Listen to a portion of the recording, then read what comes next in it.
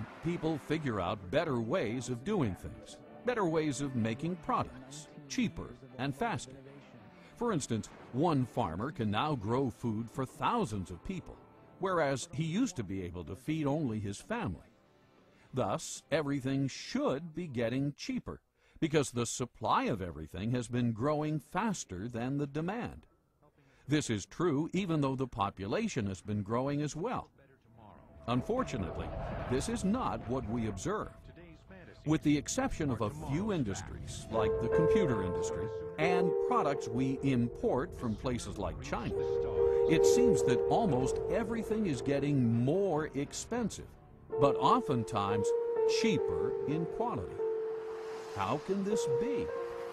Over the decades, the productive energy of society seems to be getting siphoned off.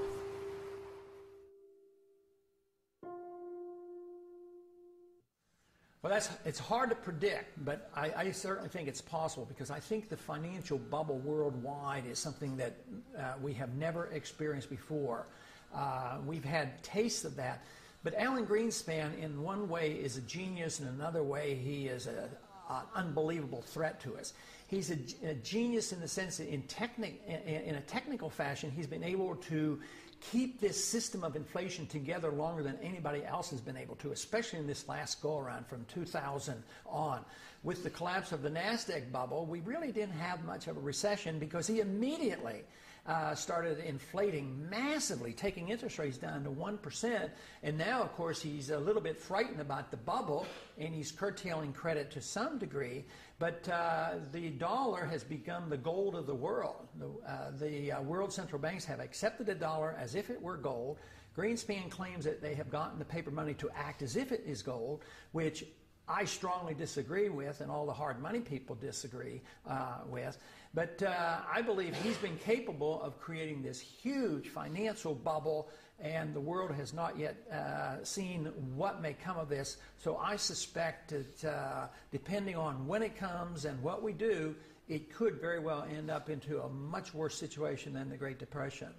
But if the country decided, well, something has to be done, and we went to a gold standard and limited the creation of credit, curtailed the power of the Fed, I think it would iron out all our difficulties. When Argentina periodically would just quit inflating and maybe tie their currency to even the dollar, price inflation went like from hundreds of percent per year down to 2% or 3%. So it's rather rapid. So you would see an immediate benefit. You would iron out the severe swings in the business cycle. The price problems would be diminished. But the one thing we'd have to give up, which to me would be a benefit, government would have to curtail spending, because they can't tax the people enough to pay for all those bills. So we would have to curtail our spending. So that would be, to me, a tremendous boost to the American people and to the economy. At the same time, we gave sound money. I mean, this would be fantastic. Within months, there would be some people who would suffer from the adjustment period, but it might be the people who have benefited so much over these years. But the average person, the poor person, the jobs would become available. So it would not take a long, long time. What would take a long time is if we refuse to consider it, and the problems get worse, and we have a severe recession or depression and huge inflation, and we do all the wrong things. That is what we should work so hard against. We must get rid of the fiat money system. How do you do that? Well, the first step, of course, the big step, the biggest imaginable step, is for people to realize that they even have one. I mean, how many people walking up and down the streets that go into the polls each year and elect their leaders, how many people know that we have a fiat money system? How are we going to change that unless we have an understanding, an educational foundation at the electoral level? So this is where we have to start.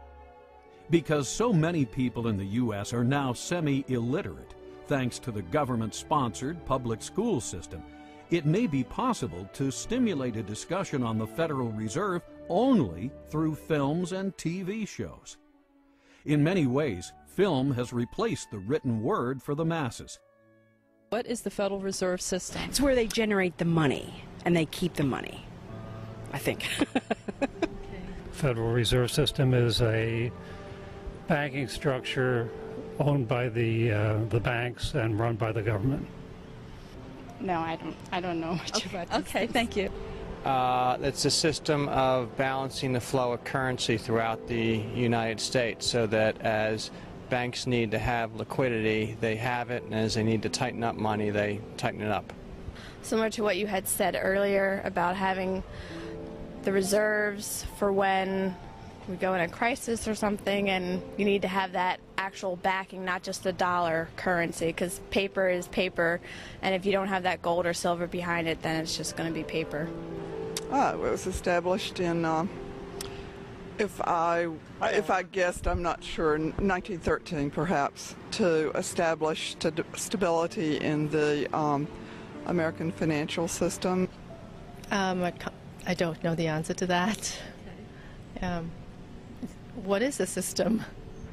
It's a banking system that's run by the government.